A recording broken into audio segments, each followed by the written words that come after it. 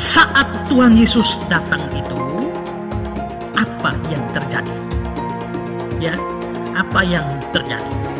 Jadi, mengapa kebangkitan tubuh diperlukan?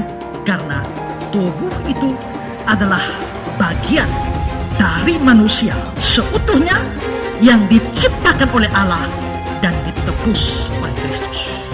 Karena itu harus ada kebangkitan orang mati.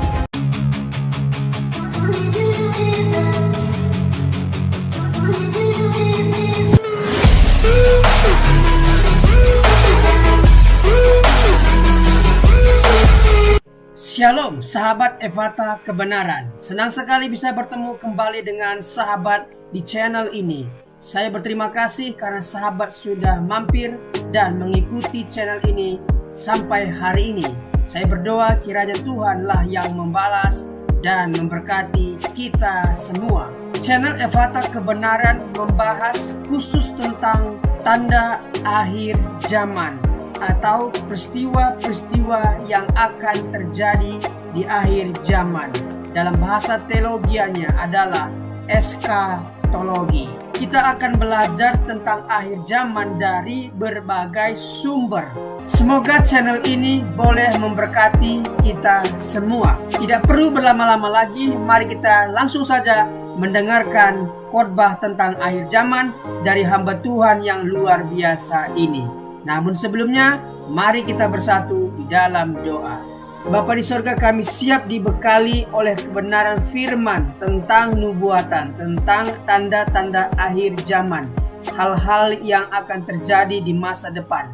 Berikanlah kami kemampuan agar kami dapat mengerti rencana Tuhan atas kehidupan kami dan dunia ini.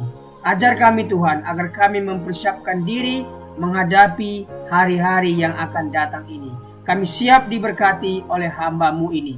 Berkatilah hamba-Mu ini, berkati pemberitaan firman Tuhan, berkati kami semua. Demi nama Yesus. Amin. Pembahasan kita sekarang setelah Antikris, kita sekarang bahas momen di mana Tuhan Yesus datang.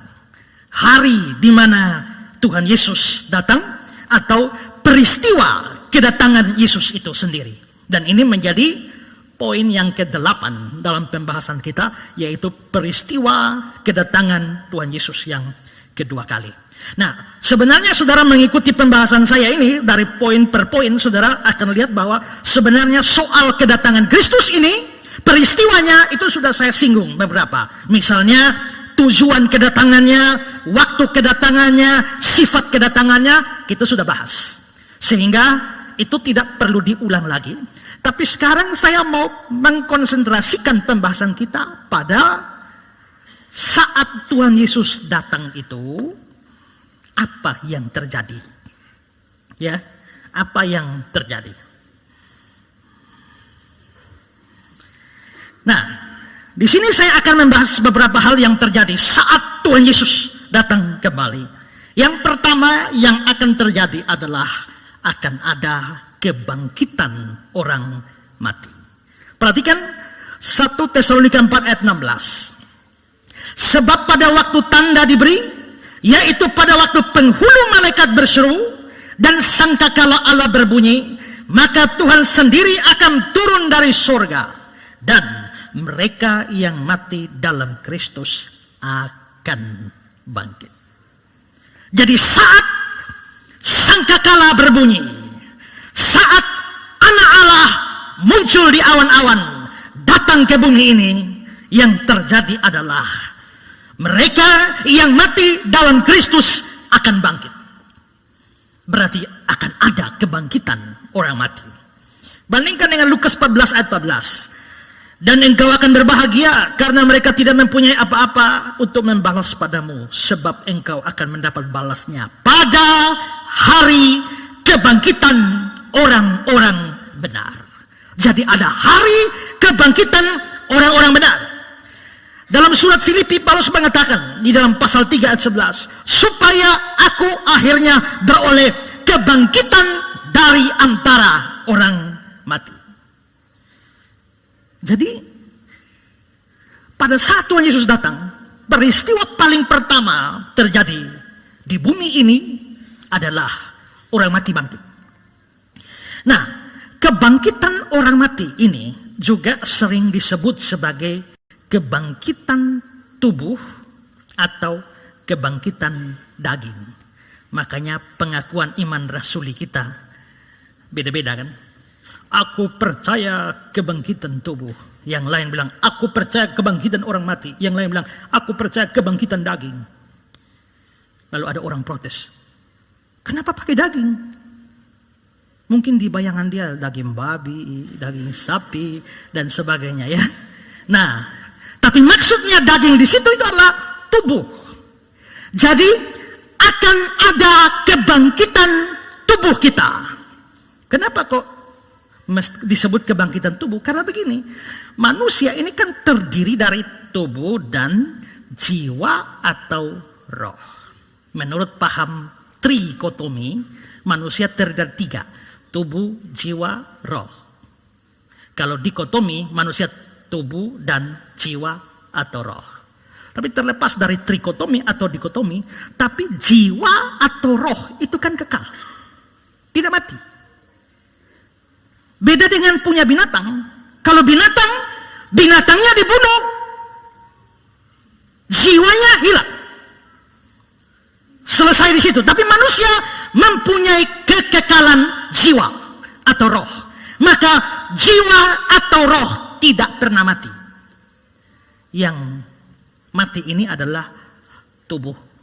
Sehingga yang perlu dibangkitkan ini adalah tubuhnya. Maka dalam Roma 8 ayat 11 dibilang begini. Maka ia yang telah membangkitkan Kristus Yesus dari antara orang mati akan menghidupkan juga tubuhmu yang fana itu. Akan menghidupkan tubuhmu yang fana itu. Karena tubuh kita ini fana, maka Tuhan Yesus datang kembali, harus ada kebangkitan tubuh. Jadi bisa dipakai kebangkitan tubuh boleh, kebangkitan orang mati boleh, kebangkitan daging boleh, ya. Nah, karena itu maka sekarang saya akan membahas lebih dalam soal kebangkitan tubuh atau kebangkitan orang mati ini. Karena ini penting sekali. Kalau saudara masih hidup saat Tuhan Yesus datang, ini sebuah peristiwa yang menggemparkan. Karena bayangkan, ya, Kapadala terbuka, Namusain terbuka, Kelapa Lima terbuka, Manutapen terbuka, Nun Hilal terbuka, semua dan semua orang mati keluar. Itu heboh benar ya. Kalau saudara masih hidup saat itu terjadi. Tapi kita perlu memahami hal ini. Saya akan bahas beberapa hal lagi. Pertama, mengapa kebangkitan tubuh itu diperlukan? Saudara-saudara, Alkitab ditulis itu bersinggungan, secara khusus Perjanjian Baru bersinggungan dengan ajaran Gnostik. Gnostik ini adalah aliran sesat abad pertama yang menjadi musuh dari gereja perdana. Secara khusus adalah Rasul Yohanes itu berhadapan dengan Gnostik ini. Nah, aliran Gnostik ini itu mempunyai suatu konsep dalam filsafat dualisme Yunani. Filsafat dualisme Yunani ringkasnya adalah yang namanya roh itu baik, yang namanya materi itu jahat. Jadi roh itu baik, materi itu jahat. Karena jiwa itu sesuatu yang bersifat rohani, sedangkan tubuh ini sesuatu yang bersifat materi, maka sesungguhnya jiwa atau roh manusia itu baik, tapi tubuhnya itu jahat. Tapi masalahnya adalah jiwa kita atau roh kita sedang ada di dalam tubuh kita. Itu berarti yang baik itu sedang ada di dalam penjara tubuh. Maka selama jiwa berada di dalam tubuh, jiwanya seperti terpenjara. Jiwa baru benar-benar merdeka, dan itu disebut sebagai selamat apabila jiwa berhasil keluar dari penjaranya, yakni tubuh. Karena itu, yang harus diperhatikan itu adalah jiwanya atau rohnya. Tubuhnya tidak usah peduli. Tubuh mau cek mabuk, terserah.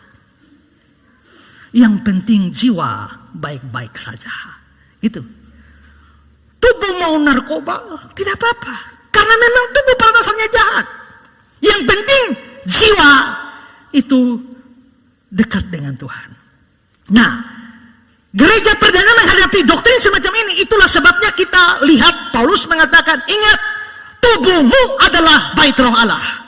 Muliakanlah Allah dengan tubuhmu. Itu karena latar belakang seperti itu. Karena tubuh ini sebagai penjara yang jahat bagi jiwa kita, maka mestinya yang jahat ini diperlemah. Lalu yang baik itu yaitu jiwa diperkuat. Sementara jiwa diperkuat, tubuh diperlemah. Tubuh tidak boleh diperlakukan dengan baik karena jahat. Jadi tidak usah kasih makan di tubuh. Tidak usah mandi. Tidak usah dirawat. Maka jadilah praktek hidup askesetisme. Askese di mana mereka betul-betul menyiksa tubuh ini. Tujuannya apa? Supaya yang jahat ini makin diperlemah, yang baik ini makin ditingkatkan. Nah, itu filsafat dualisme Yunani. Masuk ke dalam ajaran Gnostik, lalu mempengaruhi kekristenan perdana.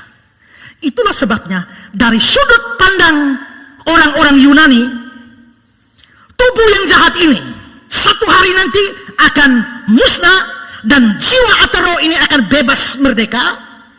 Tubuh ini akan musnah dan tidak ada tempat bagi kebangkitan tubuh. Tidak ada.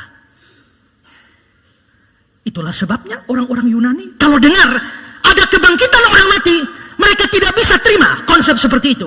Padahal kekristenan justru berbicara soal kebangkitan orang mati. Sekarang kita lihat kisah 17 ayat 18. Dan juga beberapa ahli pikir dari golongan Epikuros dan Stoa.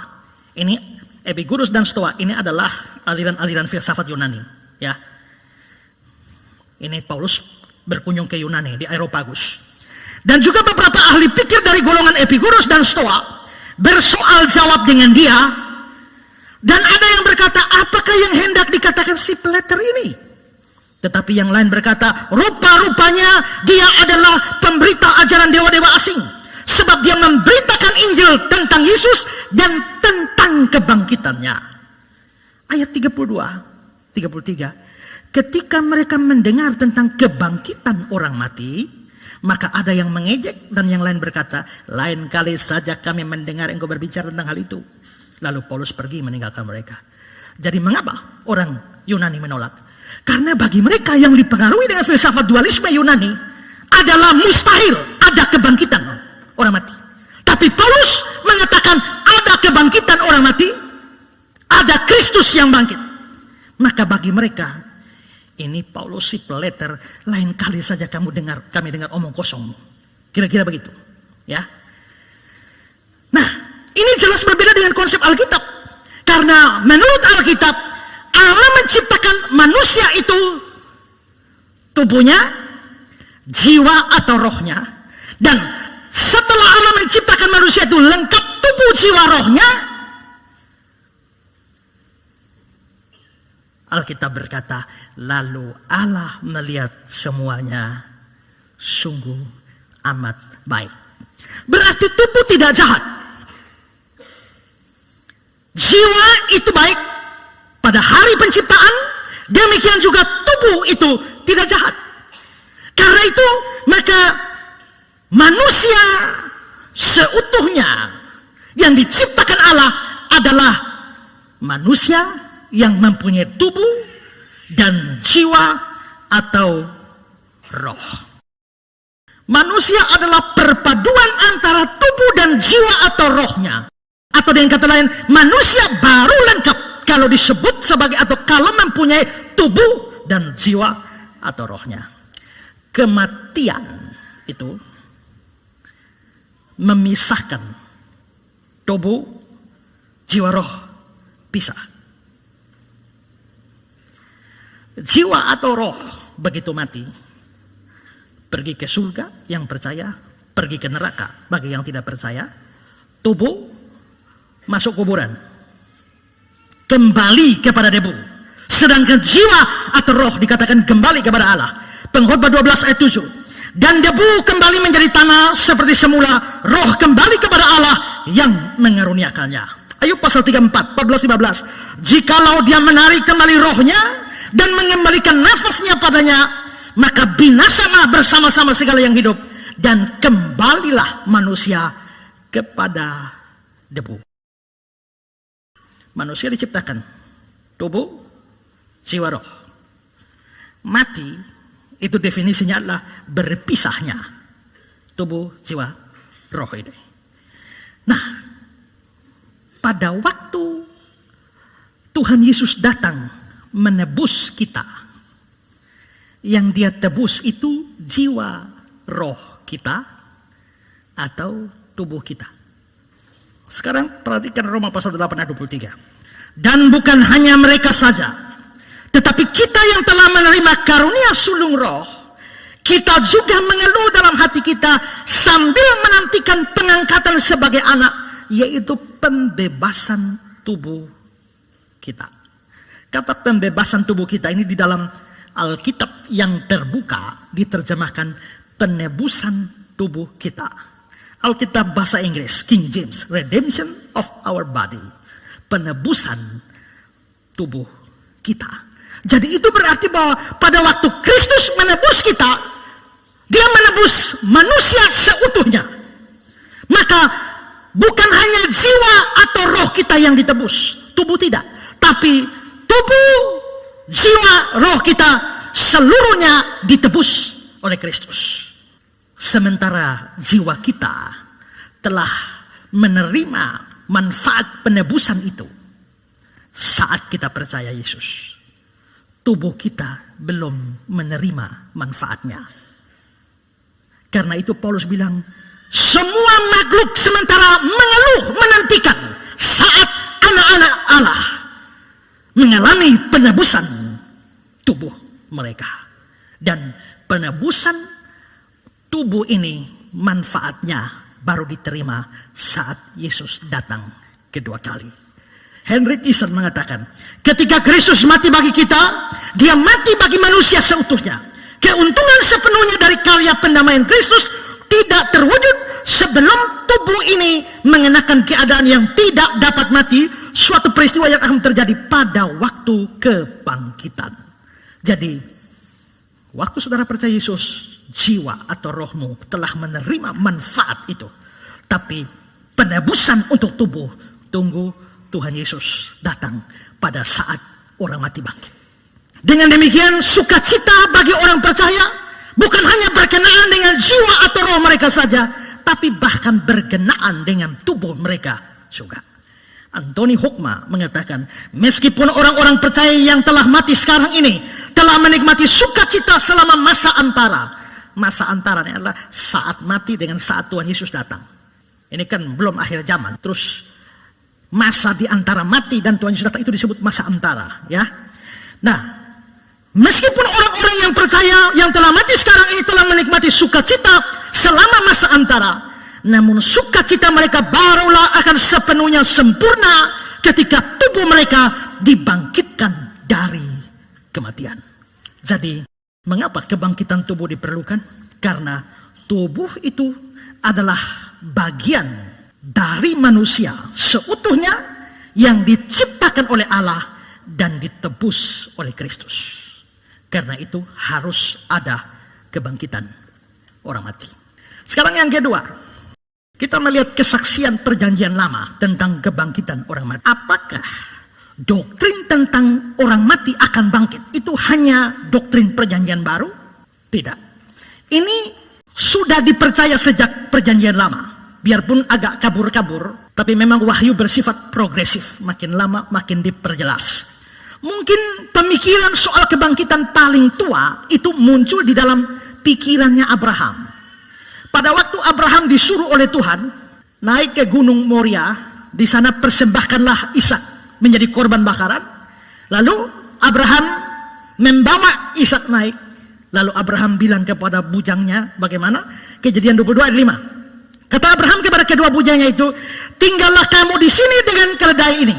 Aku beserta anak ini akan pergi ke sana. Kami akan sembahyang. Sesudah itu kami kembali kepadamu. Kami kembali, bukan aku kembali. Kalau memang Abraham naik dan potong Ishak di atas, Ishak mati, maka yang kembali cuma Abraham. Aku kembali. Tapi dia bilang, kami kembali kepadamu. Lalu beberapa orang mengatakan, apakah di sini Abraham sementara berbohong? Tidak. Penulis surat Ibrani mengatakan, mengaitkan ini dengan iman. Ibrani 11 ayat 9. Karena ia, Abraham, berpikir bahwa Allah berkuasa membangkitkan orang-orang sekalipun dari antara orang mati. Dan dari sana ia seakan-akan menerima kembali. Abraham berpikir soal kebangkitan orang mati. Allah bisa membangkitkan orang mati. Abraham ini hidup 2000 tahun sebelum Tuhan Yesus. Itu berarti pemikiran soal kebangkitan orang mati itu sudah muncul 2000 tahun sebelum Yesus. Dan beberapa ayat perjanjian lama menyatakan eksplisit. Yesaya 26 ayat 19. Ya Tuhan, orang-orang-Mu yang mati akan hidup pula. Mayat-mayat mereka akan bangkit pula. Hai orang-orang yang sudah dikubur di dalam tanah, bangkitlah dan bersorak-sorai. Sebab embun Tuhan ialah embun terang, dan bumi akan melahirkan arwah kembali. Ini kebangkitan. Muncul di dalam kitab Yesaya.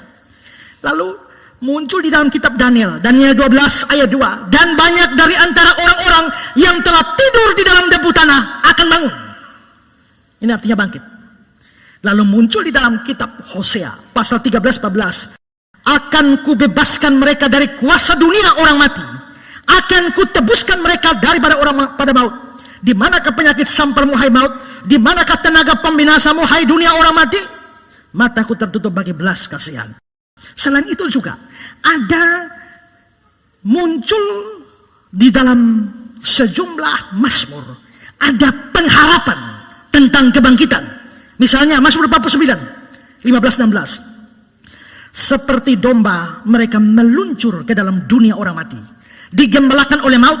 Mereka turun langsung ke kubur, perawakan mereka hancur, dunia orang mati menjadi tempat kediaman mereka. Tetapi Allah akan membebaskan nyawaku dari cengkraman dunia orang mati, sebab Dia akan menarik aku. Itu bangkit. Ya. Mazmur 16 ayat 10. Sebab engkau tidak menyerahkan aku ke dunia orang mati, dan tidak membiarkan orang kudus-Mu melihat kebinasaan.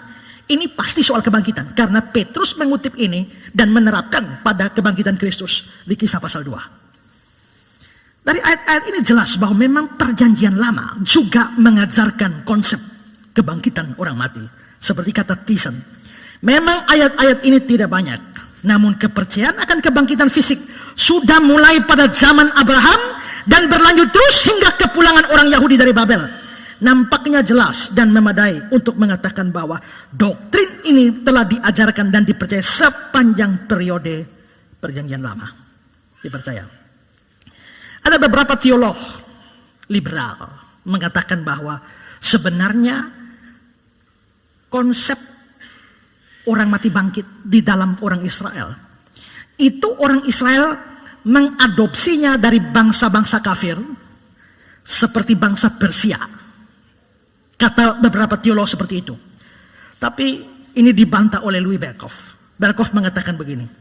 Ada pendapat umum yang mengatakan bahwa Israel meminjam pengertian tentang kebangkitan ini dari orang Persia. The Bond menyimpulkan bahwa tidak ada satu bangsa pun yang pernah berhubungan dengan Israel yang memiliki doktrin tentang kebangkitan orang mati yang bisa menjadi pula penjelasan yang kita jumpai di antara orang Israel sendiri. Kepercayaan kepada kebangkitan orang mati dalam perjanjian lama itu sendiri tidak memiliki akar dan dasar pada kepercayaan kafir, tapi hanya dapat kita jumpai dalam wahyu Allah Israel. Jadi ini betul-betul dari wahyu, walaupun wahyunya masih sedikit. Nanti di perjanjian baru diperjelas soal konsep kebangkitan. Jadi saudara, orang-orang perjanjian lama memang sudah hidup di dalam pengharapan kebangkitan orang mati. Saudara lihat pada waktu Lazarus mati, Begitu Lazarus mati, Tuhan Yesus datang ke Betania mengunjunginya. Marta bertemu dengan dia. Lalu Marta mengatakan satu kalimat penting. Yohanes 11 ayat 24. Kata Marta kepadanya, aku tahu, iya, Lazarus akan bangkit pada waktu orang-orang bangkit pada akhir zaman. Ini Tuhan Yesus juga belum mati loh. Apalagi bangkit. Tapi Marta bisa berpikir orang-orang bangkit pada akhir zaman. Ini artinya Marta mempercayai doktrin perjanjian lama soal kebangkitan orang mati. Juga di Kisah 24 ayat 15, Paulus, aku menaruh pengharapan kepada Allah sama seperti mereka juga, dan bahwa akan ada kebangkitan semua orang mati. Paulus jelas mendasarkannya pada pemikiran perjanjian lama. Jadi sekali lagi, perjanjian lama itu punya doktrin itu. Di dalam perjanjian baru, kita akan ketemu dengan sekelompok orang yang anti kebangkitan. Orang-orang ini kenapa kok tidak percaya kebangkitan? Karena mereka dipengaruhi Yunani. Begitu Yunani berkuasa, menyebar melalui Helenisasi, termasuk semua produk Yunani di drop. Pemikiran-pemikiran Yunani pun masuk ke tengah orang Israel. Orang-orang yang menolak disebut orang Farisi. Tapi orang-orang yang menolak itu adalah orang Saduki. Kalau saudara baca di Alkitab ada orang Saduki, itu orang yang pro Yunani, sampai pemikiran Yunani diadopsi, berakibat mereka tidak percaya ada kebangkitan orang mati. Matius 22. Pada hari itu datanglah kepada Yesus beberapa orang Saduki yang berpendapat bahwa tidak ada kebangkitan. Itu Saduki. Kenapa dikasih nama Saduki? Karena bos mereka itu namanya Sadok. Ya, dari Sadok menjadi Saduk, menjadi Saduki. Artinya pengikut atau anak buahnya Sadok. Ya, mereka tidak percaya ada kebangkitan. Kisah 4 ayat 1 dan 2. Ketika Petrus dan Yohanes sedang berbicara kepada orang banyak, mereka tiba-tiba didatangi imam-imam dan kepala pengawal bait Allah serta orang-orang Saduki. Orang-orang itu sangat marah karena mereka mengajar orang banyak dan memberitakan bahwa dalam Yesus ada kebangkitan dari antara orang mati. Marah mereka. Karena apa? Anti kebangkitan. Kisah 23 ayat 8. Sebab orang-orang Saduki mengatakan tidak ada kebangkitan. Tidak ada malaikat atau roh. Tidak ada kebangkitan. Nah, jadi orang Saduki ini bentrok sama orang Farisi. Farisi percaya ada kebangkitan, ya. Saduki tidak percaya ada kebangkitan. Lalu Saduki ini mau datang tes sama Yesus. Tes bagaimana? Ayat 23 dari Matius 22. Pada hari itu datanglah kepada Yesus beberapa orang Saduki yang berpendapat bahwa tidak ada kebangkitan. Mereka bertanya kepadanya, Guru, Musa mengatakan bahwa jikalau seorang mati dengan tidak meninggalkan anak, saudaranya harus kawin dengan istrinya itu dan membangkitkan keturunan bagi saudaranya itu. Si A nikah dengan B, tidak punya anak, A mati. Adiknya A mesti naik, kawin dengan istrinya A. Mati lagi, tidak lagi, naik lagi. Harus sistem ganti begitu. Ya. Ayat 25, tetapi di antara kami ada 7 orang bersaudara. Yang pertama kawin, tapi kemudian mati. Dan karena dia tidak mempunyai keturunan, dia meninggalkan istrinya itu bagi saudaranya. Demikian juga yang kedua dan ketiga, sampai yang ketujuh. Dan akhirnya sesudah mereka semua, perempuan itu pun mati. Ini ingat, otak mereka ini tidak percaya kebangkitan. Jadi mereka mau menjebak Yesus. Ayo, kalau memang ada kebangkitan orang mati, ayo. Kita sekarang ini kawin 1, ini 7 orang ini mati semua. Lalu, dan akhirnya sesudah mereka semua perempuan itu mati. Siapakah di antara ke-7 orang itu yang menjadi suami perempuan itu pada hari kebangkitan? Sebab mereka semua telah beristrikan dia. Yesus menjawab mereka, kamu sesat. Sebab kamu tidak mengerti kitab suci maupun kuasa Allah. Karena pada waktu kebangkitan, orang tidak kawin dan tidak dikawinkan, mereka hidup seperti malaikat di sorga. Tapi tentang kebangkitan orang-orang mati, tidakkah kamu baca apa yang difirmankan Allah ketika dia bersabda, Akulah Allah Abraham, Allah Ishak, Allah Yakub. Dia bukan Allah orang mati, melainkan Allah orang hidup. Kalau Abraham, Ishak, Yakub sudah mati, tidak ada kebangkitan, musnah. Lalu Allah bilang, akulah Allah Abraham, Allah Ishak, Allah Yakub, tidak ada kebangkitan. Berarti Allah ini Allahnya orang mati. Tapi bahwa Allah bilang Allah tak mungkin jadi Allah orang mati. Allah Abraham, Allah Ishak, Allah Yakub, secara implisit Abraham, Ishak, Yakub itu akan bangkit. Makanya disebut Allah Abraham, Allah Ishak, Allah Yakub, dan demikian adalah Allah orang hidup. Jadi di sini Yesus kembali menegaskan konsep perjanjian lama, mulai dari Abraham, bahwa memang orang mati bangkit. Itu adalah doktrin perjanjian lama juga, bukan cuma doktrin perjanjian baru. Apa yang saya jelaskan ini bersifat doktrinal ya, jadi diikuti, dipahami. Saya sudah banyak bicara hal praktis selama beberapa minggu ini. Nah, ini bicara doktrinal. Beberapa orang mengeluh, kakak, berapa minggu ini kok khotbah ringan-ringan saja. Kalau mau berat, tunggu ya. Nanti kalau kita berat-berat, kepala pusing, kita ringan lagi ya. Nah sekarang yang ketiga, siapa saja yang dibangkitkan pada waktu Tuhan Yesus datang? Menurut 1 Tesalonika 4 ayat 16, mereka yang mati dalam Kristus akan bangkit. Lukas 14 ayat 14, sebab engkau akan mendapat balasnya pada hari kebangkitan orang-orang benar. Jadi yang bangkit adalah ya orang percaya. Orang tidak percaya bangkit tidak. Tapi ayat itu bilang mereka yang mati dalam Kristus akan bangkit. Kalau tidak mati dalam Kristus atau mati di luar Kristus, Lukas 14 ayat 12, hari kebangkitan orang-orang benar. Orang benar itu orang percaya Yesus. Kalau tidak percaya Yesus, ada kebangkitan? Ada tidak? Baca ayat itu harus banyak, ya.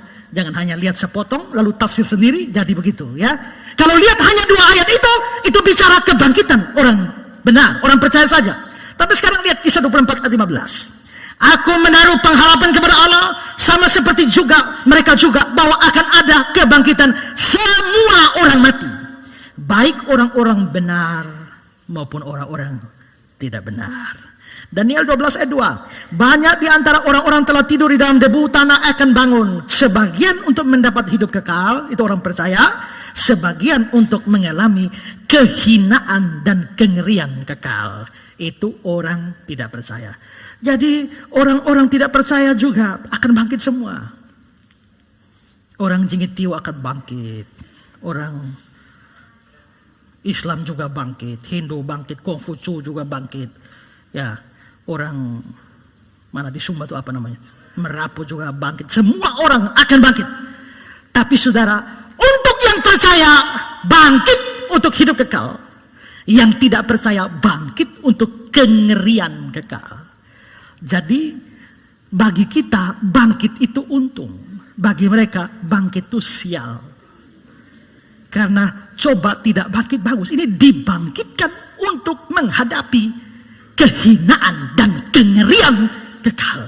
Kalau ngeri itu sebentar nggak apa-apa, tapi ini ngerinya kekal. Jadi berita kebangkitan Kristus, berita baik bagi orang percaya, tapi berita buruk bagi orang tidak percaya. Tapi mau terima atau tidak terima, mau bangkit atau tidak bangkit, saudara harus bangkit. Yang sekian lama musuh Kristus, kamu akan bangkit juga untuk kengerian kekal. Sekarang yang keempat, kebangkitan orang mati, peristiwa tunggal atau peristiwa ganda. Saya mohon di sini berikan perhatian penuh karena agak sukar. Ya, tapi kita memang harus membahasnya. Kebangkitan orang-orang mati ini peristiwa tunggal atau ganda. Ini ada kaitan dengan 2 jenis orang. Orang percaya bangkit, orang tidak percaya bangkit juga. Pertanyaannya, apakah mereka bangkit bersamaan satu hari? Atau orang percaya bangkit sendiri? orang tidak percaya bangkit sendiri. Waktunya beda. Menurut saudara?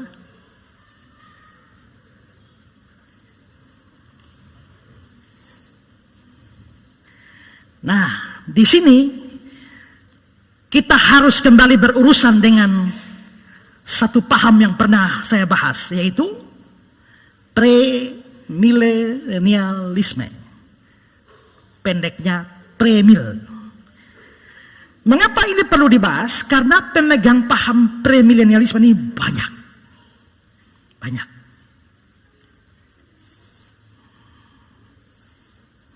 STI, tempat saya ngajar jadi dosen di situ. Juga tempat saya studi S3, itu premil. Banyak teolog bagus, itu juga premil. Hampir semua gereja Pentakosta karismatik itu premil. Tadi malam saya baca ajaran Advent soal kebangkitan orang mati, dan Advent itu juga premil.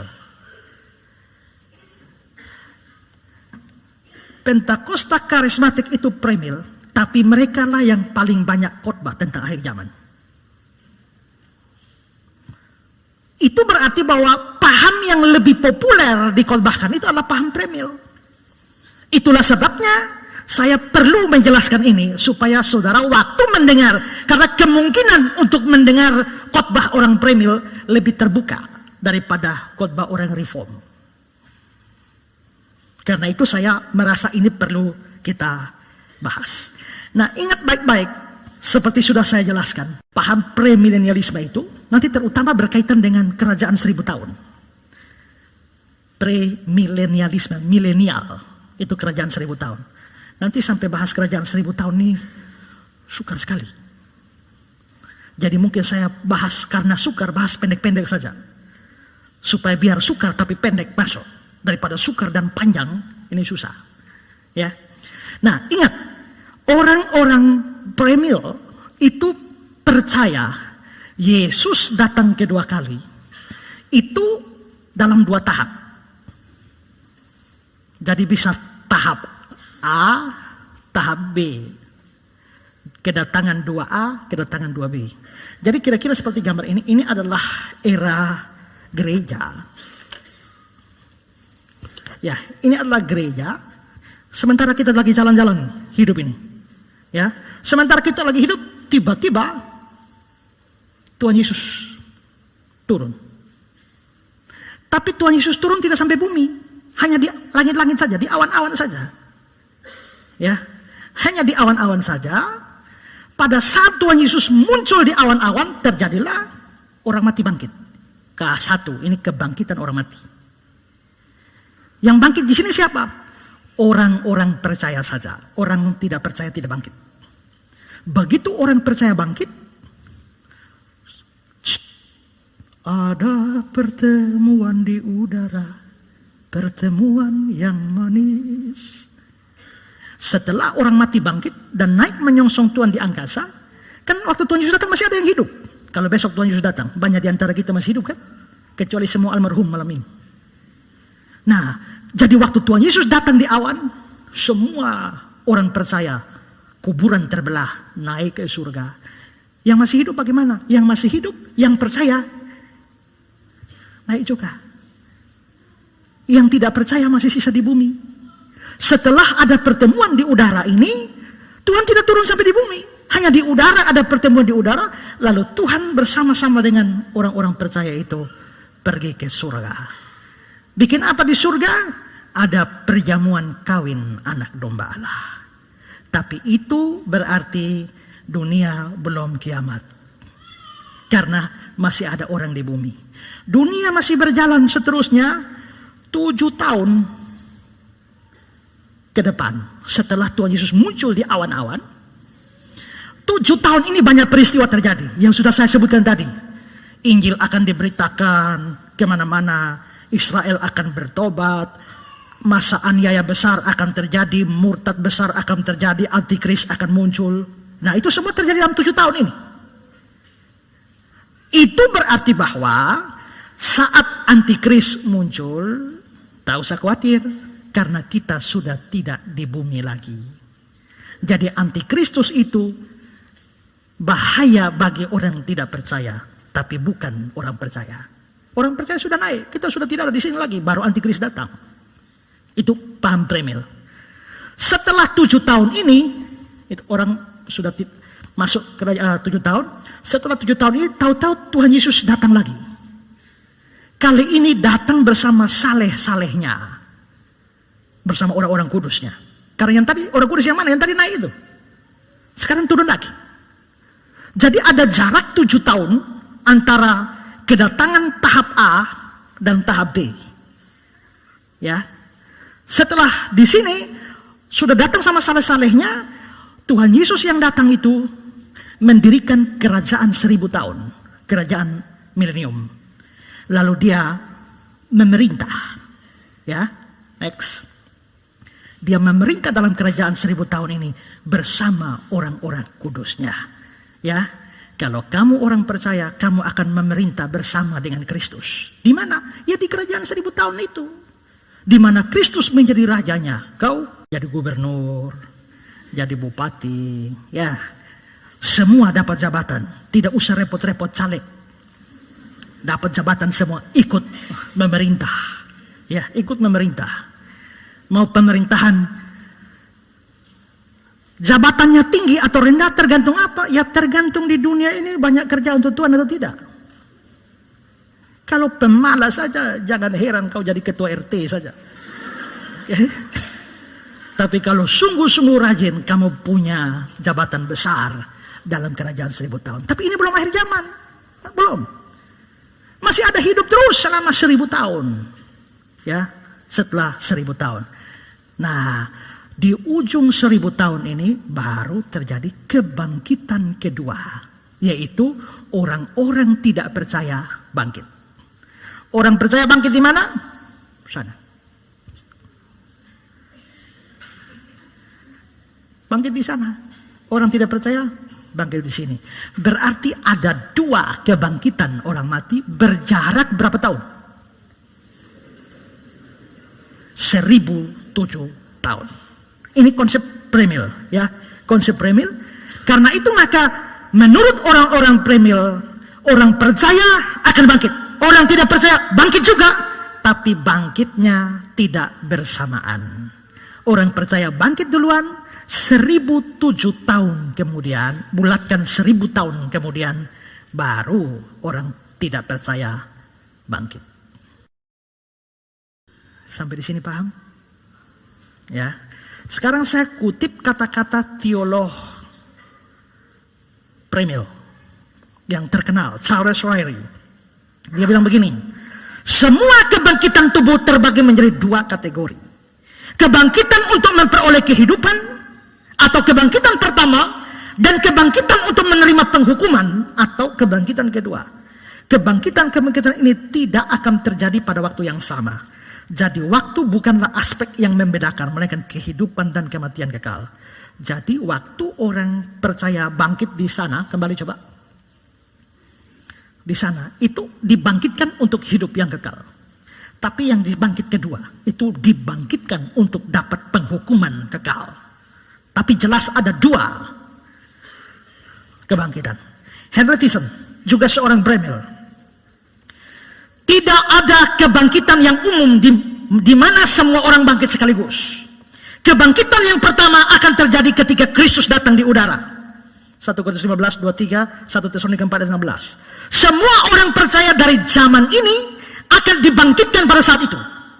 Kebangkitan kedua akan terjadi 1000 tahun kemudian. Ya. Itu menurut Premil ya. Bahkan saya baca tulisannya Anthony Hukma. Dia bilang bahkan sesungguhnya orang-orang Premil itu bisa mempercayai bukan cuma 2 kebangkitan, tapi 3 kebangkitan, bahkan 4 kebangkitan. Saya kurang memahami maksudnya, tapi saya temukan penjelasannya dalam bukunya Louis Berkhof. Berkhoff bilang begini, jenis premilenialisme yang saat ini sangat dominan dengan teori mereka tentang 2 kali kedatangan Kristus merasa perlu mengemukakan adanya kebangkitan yang ketiga. Semua orang kudus pada dispensasi yang terdahulu yang sekarang dibangkitkan pada saat parousia. Ingat istilah tentang kedatangan Yesus. Mereka yang masih hidup pada waktu itu akan segera diubahkan dalam sekejap mata. Tapi di dalam masa 7 tahun yang mengikuti parousia, banyak orang kudus akan mati, terutama dalam masa aniaya besar. Mereka itu juga akan perlu dibangkitkan oleh kebangkitan mereka akan terjadi pada pengungkapan hari Tuhan 7 tahun setelah parousia. Tapi premilenialisme bahkan tidak dapat mengakhiri bagian ini dengan baik, karena kebangkitan pada akhir zaman disediakan bagi orang durhaka. Masih perlu juga ada kebangkitan orang kudus yang mati pada masa milenium yang mendahului semua kebangkitan orang durhaka, sebab kedua kelompok orang itu tak dapat dibangkitkan pada waktu yang sama. Paham? Kalau tidak paham saya jelaskan lagi.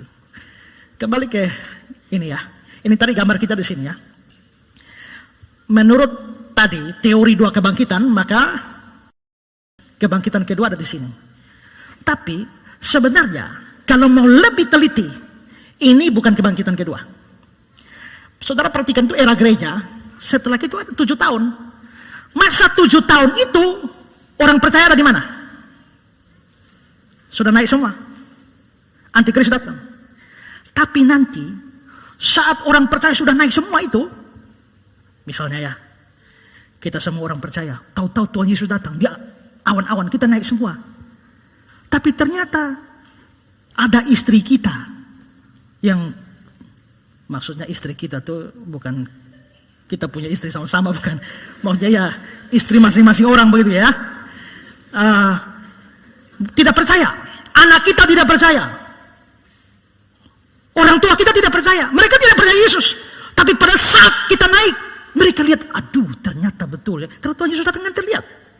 Begitu Tuhan Yesus ada di langit, kita semua terangkat naik. Mereka yang tidak percaya, aduh ternyata yang betapu anak omong tiap hari itu betul. Lalu akhirnya mereka jadi percaya. Tapi biar jadi percaya, tapi tidak ikut terangkat. Kloter sudah selesai. Maka mereka adalah orang percaya yang tersisa, yang masih hidup di dalam 7 tahun. Berarti mereka akan menghadapi antikris. Mereka akan menghadapi sengsara yang besar, masa aniaya besar. Dan sangat mungkin banyak yang dibunuh juga. Berarti dalam masa 7 tahun ini, ada orang-orang percaya yang tidak ikut diangkat, yang mati. Mereka perlu dibangkitkan. Kapan mereka bangkit? Di akhir 7 tahun saat Tuhan Yesus datang bersama saleh-salehnya. Itulah kebangkitan kedua. Setelah itu kan masuk kerajaan 1000 tahun. Selama 1000 tahun, 1000 tahun ini bukan di surga, di bumi. Ya, Kristus memerintah selama 1000 tahun di bumi, kita memerintah di bumi. Ya, kalau selama 1000 tahun di bumi, itu berarti bahwa ada banyak orang percaya yang mati selama 1000 tahun. Mereka juga perlu dibangkitkan. Kapan bangkitnya? Di ujung kerajaan 1000 tahun bangkit. Ini kebangkitan ketiga. Tapi orang-orang jahat, orang-orang tidak percaya, mereka dibangkitkan berikut, yaitu keempat. Jadi ada 4 kebangkitan orang mati menurut orang-orang premil. Terima kasih sahabat sudah mendengarkan khotbah tentang akhir zaman. Saya yakin dan percaya kita semakin bertambah hikmat dan bertambah referensi tentang akhir zaman. Channel ini dibuat secara sadar untuk mengumpulkan pembahasan tentang akhir zaman, nubuatan tentang akhir zaman, agar kita punya satu channel membahas khusus tentang kejadian-kejadian di akhir zaman. Para pembicaranya juga dari berbagai interdominasi, baik dari Protestan, karismatik, Katolik, dan berbagai pendeta di seluruh Indonesia, tentunya yang membahas tentang akhir zaman. Semoga channel ini memberkati kita semua. Firman Tuhan mengatakan Matius 13 ayat 39, musuh yang menabur benih lalang ialah iblis. Waktu menuai ialah akhir zaman, dan para penuai itu malaikat. Matius 22:23-24. Pada waktu itu, jika orang berkata kepadamu, lihat, Mesias ada di sini, atau Mesias ada di sana, jangan kamu percaya, sebab Mesias palsu dan nabi-nabi palsu akan muncul, dan mereka akan mengadakan tanda-tanda yang dahsyat dan mujizat-mujizat, sehingga sekiranya mungkin mereka menyesatkan orang-orang pilihan juga. 1 Tesalonika 4 ayat 15-16. Ini kami katakan kepadamu dengan firman Tuhan, kita yang hidup, yang masih tinggal sampai kedatangan Tuhan, sekali-kali tidak akan mendahului mereka yang telah meninggal. Sebab pada waktu tanda diberi, yaitu pada waktu penghulu malaikat berseru dan sangkakala Allah berbunyi, maka Tuhan sendiri akan turun dari sorga, dan mereka yang mati dalam Kristus akan lebih dahulu bangkit. Matius 24 ayat 24. Karena itu berjaga-jagalah, sebab kamu tidak tahu pada hari mana Tuhanmu datang. Matius 26 ayat 64. Jawab Yesus, engkau telah mengatakannya, akan tetapi aku berkata kepadamu, mulai sekarang kamu akan melihat Anak Manusia duduk di sebelah kanan yang Maha Kuasa dan datang di atas awan-awan di langit. Tuhan akan menjemput kita di langit, dan kita akan datang menyongsong Dia di langit, sampai nanti kita akan memerintah di kerajaan 1000 tahun. Tuhan Yesus memberkati. Mari kita berdoa. Tuhan, terima kasih buat pemaparan firman Tuhan tentang akhir zaman yang disampaikan oleh hamba-Mu yang luar biasa ini. Berkatilah hamba-Mu ini, pelayanan, keluarga, setiap pekerjaan yang dia kerjakan dibuat Tuhan berhasil dan beruntung. Kami yang mendengarkan firman ini berterima kasih Tuhan, karena kami semakin bijaksana menambah referensi baru tentang akhir zaman. Apa yang harus kami lakukan menjelang akhir zaman? Tentunya harus mendekatkan diri, melekat dengan Tuhan, sehingga ketika waktu itu tiba, kami diangkat dan bersama-sama dengan Tuhan di langit dan akan memerintah di kerajaan 1000 tahun nantinya. Terima kasih Tuhan, demi nama Yesus. Amin.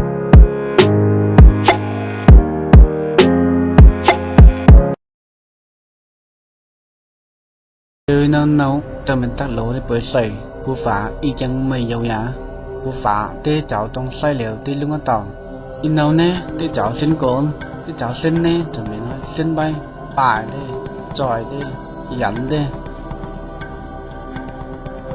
quay à mày tu xin nào muốn tới lịch xa tán tê nè cháu ngạo mày mòn chùi bù phá ao tê đọc lên nào tê cháu khai sĩ sẽ quay cha xin nào mà bài đi bây giờ cho mình cha xin nêu bên ngoài với bài sa tan nhà bù phá cho mình hôm nay nó như vậy mình đi luôn tàu thằng này bây giờ đi tập sa tan và cha xin vào cái một bù phá bay cho bên phần âm bay tối lầu càng thì pay mà thằng pay mặt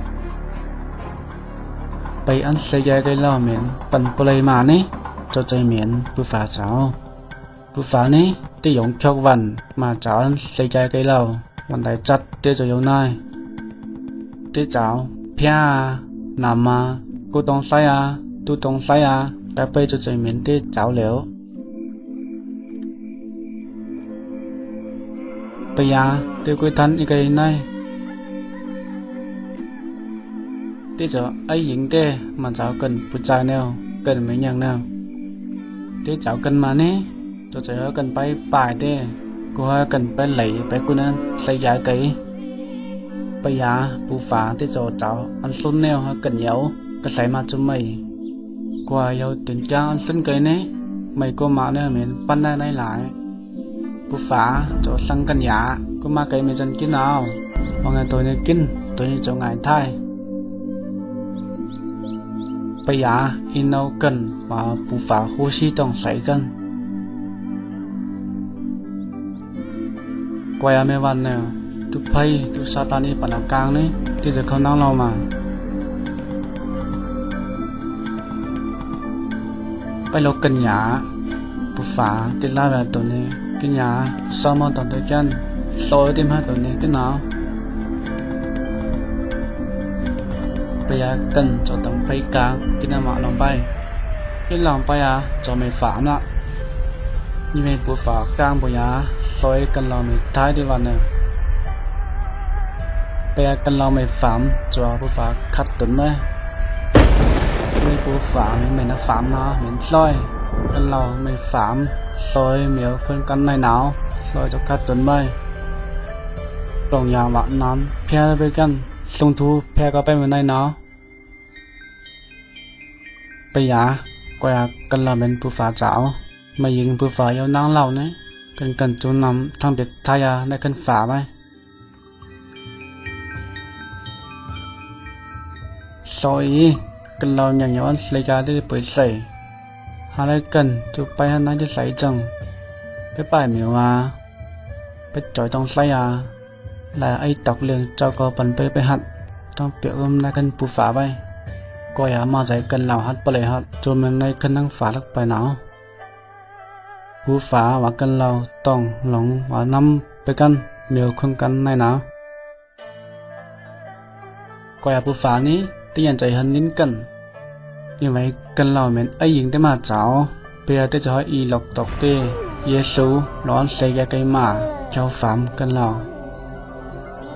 ไปยาอีเตกันเราเจ้าไม่ไงงงยินไว้เยซูเรามาหัดฆ่าลอยกันเราเยซูไว้เลี้ยวนะเจ้าฟามกันเราเจ้าไงท้ายเอาสีสุจานี้เอาหลุดได้มาสาวฟามกันเราไป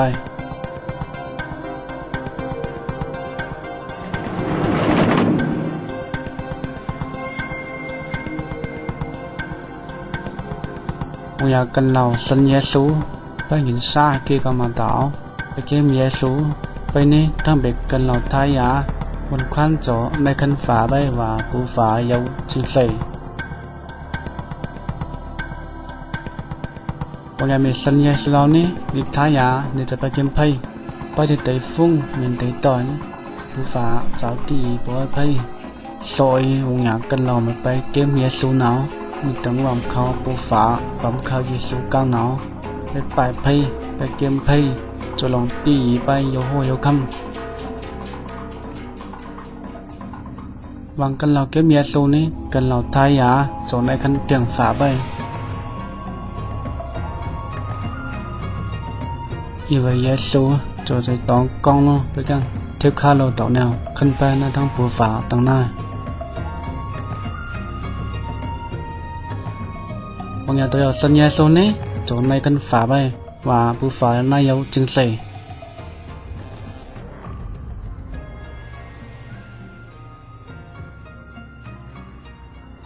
Terima kasih sudah melihat video pendek tentang rencana Allah untuk kehidupan manusia. Sejak dari awal Tuhan menciptakan Adam dan Hawa. Dia juga sudah merencanakan akan keselamatan manusia melalui pengorbanan anaknya yang tunggal. Tidak ada cara lain selain menerima Tuhan Yesus yang adalah jalan, kebenaran, dan kehidupan. Tidak ada seorang pun yang bisa bertemu dengan Bapa kalau tidak melalui Tuhan Yesus. Tuhan Yesuslah yang menjadi jembatan seperti video yang kita barusan lihat. Jadi rencana Allah itu sangatlah sederhana. Rencana keselamatan yang diberikan Allah sangatlah sederhana. Mari kita lihat artikel berikut ini. Rencana keselamatan Allah yang sederhana namun penuh kuasa. Hai kawan, saya akan mengajukan pertanyaan yang paling penting di dalam kehidupan ini. Kebahagiaan dan kesusahan Anda di masa akan datang bergantung pada jawaban Anda. Pertanyaannya adalah, apakah Anda sudah diselamatkan? Ini bukan pertanyaan tentang perbuatan baik Anda, bukan juga apakah Anda anggota gereja, tetapi apakah Anda sudah diselamatkan? Apakah Anda yakin akan masuk surga setelah meninggal dunia? Alkitab berkata bahwa untuk dapat masuk surga, seseorang harus dilahirkan kembali. Dalam Yohanes 3 ayat 7. Yesus berkata kepada Nikodemus, kamu harus dilahirkan kembali. Karena yang dilahirkan dari daging adalah daging, yang dilahirkan dari roh adalah roh. Dalam Alkitab, Allah memberikan rencana bagaimana caranya untuk dapat dilahirkan kembali, yang berarti diselamatkan. Rencananya sangat sederhana. Anda dapat diselamatkan hari ini juga. Bagaimana caranya? Langkah pertama, Anda harus sadar bahwa Anda adalah orang berdosa. Karena semua orang telah berbuat dosa dan telah kehilangan kemuliaan Allah. Roma 3 ayat 23. Karena semua orang lahir dengan hati yang berdosa, hati yang dari daging. Anda adalah orang berdosa dan terpisah dari Allah karena dosa. Sebab upah dosa ialah maut. Roma 6 ayat 23. Ini artinya pemisahan kekal dari Allah di dalam neraka. Manusia ditetapkan untuk mati hanya satu kali saja, dan sesudah itu dihakimi. Ibrani 9 ayat 27. Tetapi Allah sangat mengasihi Anda. Dia telah memberikan anaknya yang tunggal, Yesus, untuk menanggung dosa Anda dan mati untuk Anda. Dia, Yesus, yang tidak mengenal dosa, telah dibuatnya menjadi dosa karena kita, supaya di dalam Dia kita dibenarkan oleh Allah. 2 Korintus 5 ayat 21. Yesus harus meneteskan darahnya dan mati karena nyawa makhluk ada di dalam darahnya. Imamat 17 ayat 11. Tanpa penumpahan darah tidak ada pengampunan. Ibrani 9 ayat 22. Akan tetapi Allah menunjukkan kasih-Nya kepada kita oleh karena Kristus telah mati untuk kita ketika kita masih berdosa. Roma 5 ayat 8. Meskipun kita tidak dapat mengerti bagaimana caranya, Allah berkata bahwa dosa-dosa setiap orang yang percaya kepadanya telah dibebankan kepada Yesus dan Ia mati untuk kita. Dia dijadikan pengganti kita. Ini adalah kebenaran. Allah tidak dapat berbohong, kawanku. Sekarang Allah memberikan kepada manusia bahwa di mana-mana semua mereka harus bertobat. Kisah Para Rasul 17 ayat 30. Langkah kedua adalah pertobatan. Pertobatan ini adalah sunat hati. Kalau di perjanjian lama Tuhan minta Abraham, Kejadian 17, dan semua keturunannya disunat sebagai tanda perjanjian yang kekal. Makna rohaninya adalah dalam perjanjian baru Tuhan Yesus memperkenalkan tujuan dari sunat jasmani adalah sunat hati, yaitu secara rohani. Sunat jasmani dilakukan sebagai upaya memurnikan diri dan dari aspek medis dapat menghindari sejumlah sakit penyakit. Sunat hati secara rohani memurnikan hidup kita dari dosa dan maut. Yeremia 4 ayat 4 berkata tentang sunat hati supaya terhindar dari murka Allah.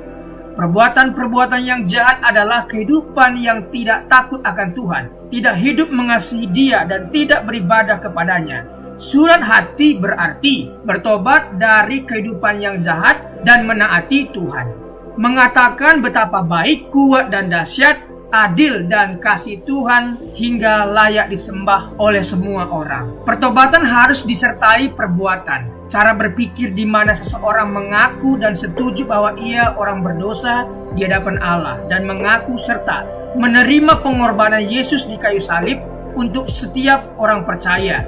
Dalam Kisah Rasul 16 ayat 30 sampai 31. Penjaga-penjaga Filipi bertanya kepada Paulus dan Silas, "Tuan-tuan, apakah yang harus aku perbuat supaya aku selamat?"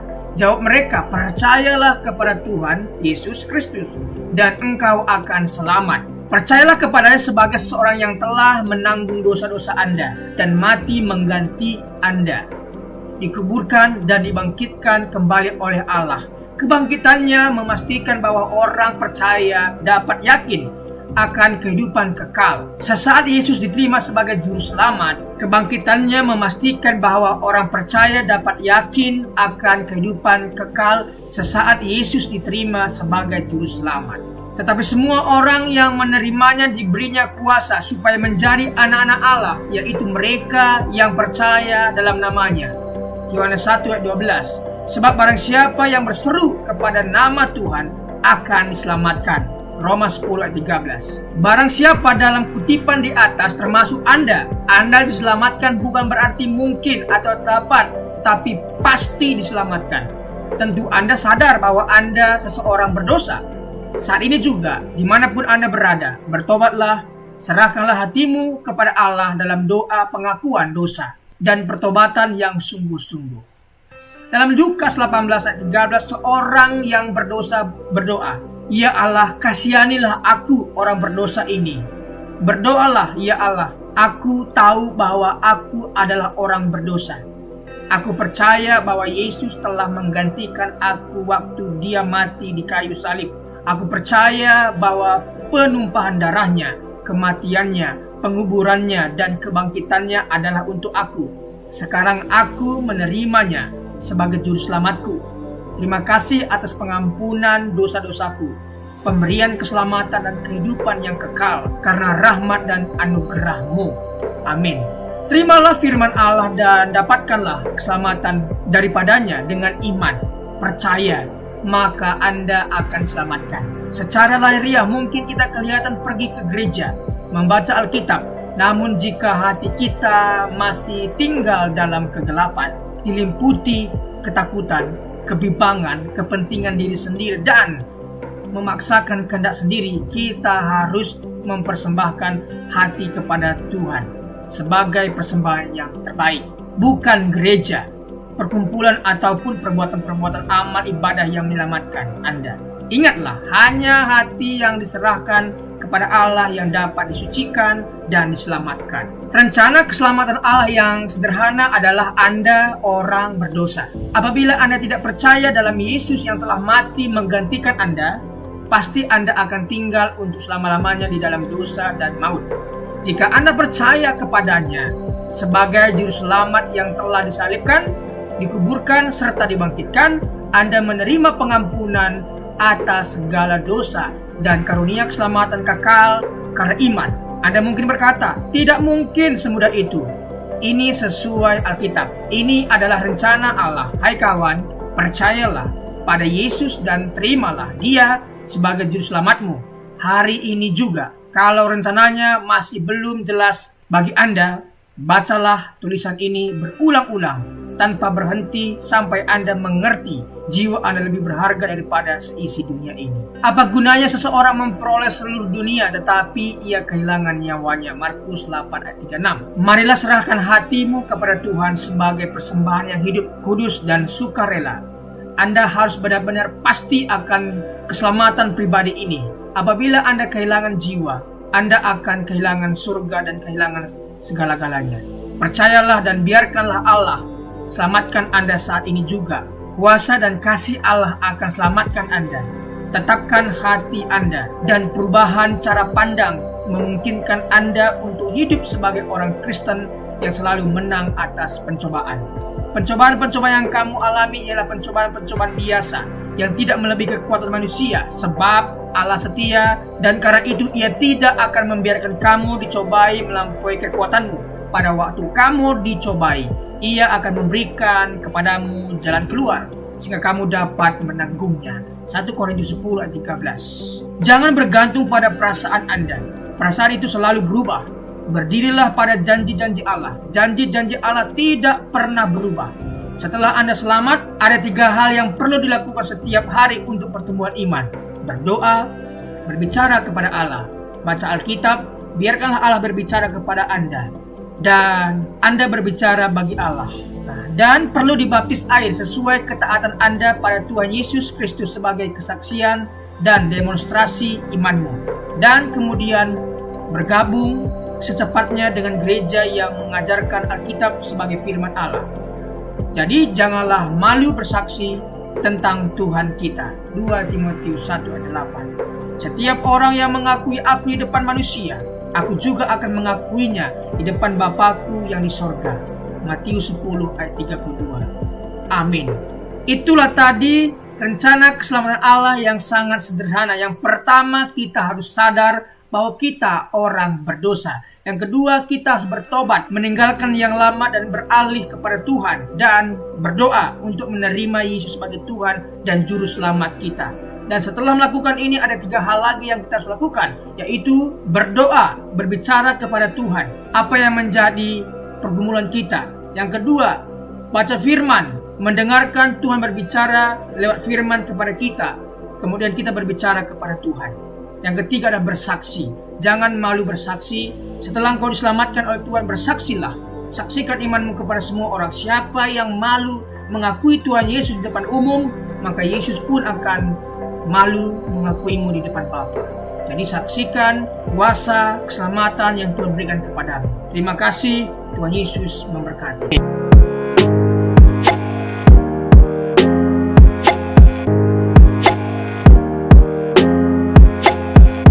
Dalam kesempatan kali ini kita akan membahas satu tema yang cukup baik, yaitu menanti dan berjaga-jaga.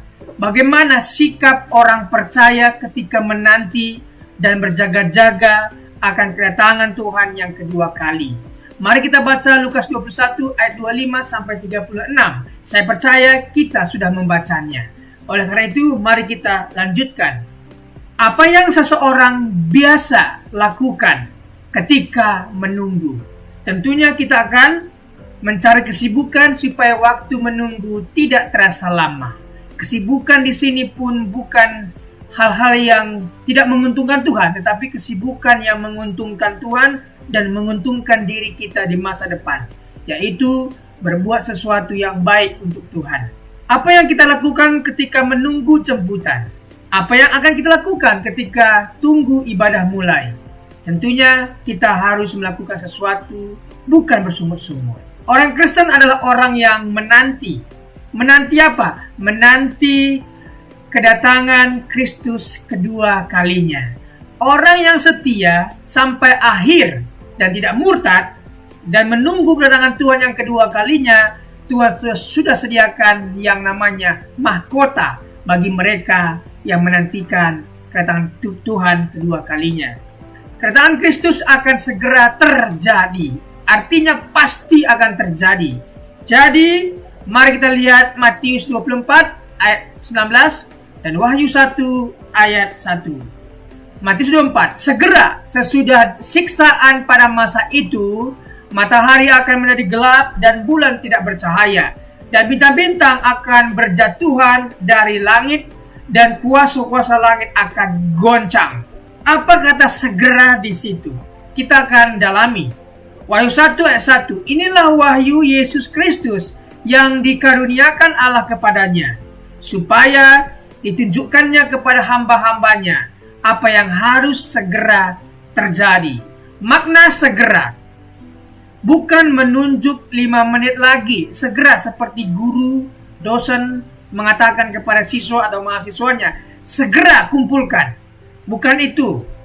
Tetapi segera di sana, kedatangan Kristus yang segera berarti, pertama, pasti terjadi. Itu pasti terjadi, Alkitab sudah mencatat dan pasti terjadi. Kedua, tidak ada seorang pun yang tahu waktunya. Tidak ada, oleh karena itu kita harus menanti dan berjaga-jaga. Ketiga, tidak ada seorang pun yang dapat melarikan diri ataupun luput. Siapapun kita akan tetap dihukum atau diberikan ganjaran yang baik. Pertama, tanda-tanda kedatangan anak manusia. Mari kita dalami apa tanda-tanda dan kenapa Tuhan memberikan tanda. Meski tidak ada yang tahu kapan waktunya, tetapi akan ada tanda-tanda sebelum itu terjadi. Lukas 21 ayat 25 sampai 26. Dan akan ada tanda-tanda pada matahari dan bulan dan bintang-bintang, dan di bumi bangsa-bangsa akan takut dan bingung menghadapi deru dan gelora laut. Orang akan mati ketakutan karena kecemasan berhubung dengan segala apa yang menimpa di bumi. Sebab kuasa-kuasa langit akan goncang. Penguasa-penguasa yang ada di langit akan goncang. Tanda kedatangan Kristus sudah dinubuatkan oleh para nabi.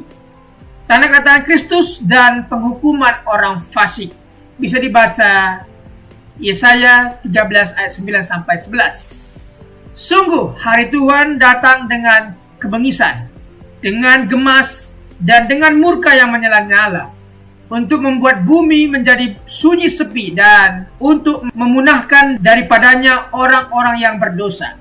Sebab bintang-bintang dan gugusan-gugusan di langit tidak akan memancarkan cahayanya.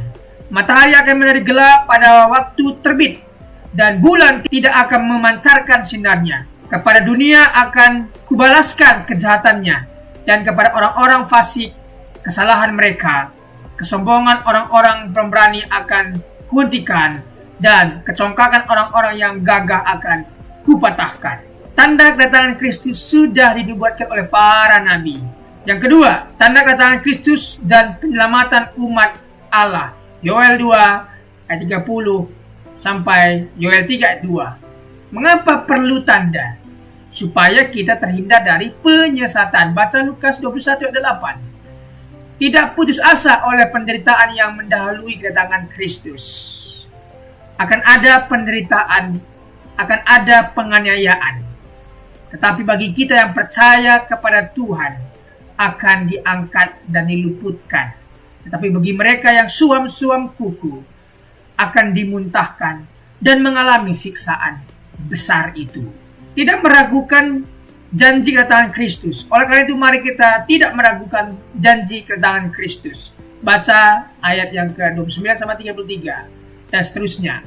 Setelah tanda-tanda terjadi, Yesus datang kedua kali. Haleluya. Perbedaan dengan kedatangannya yang pertama.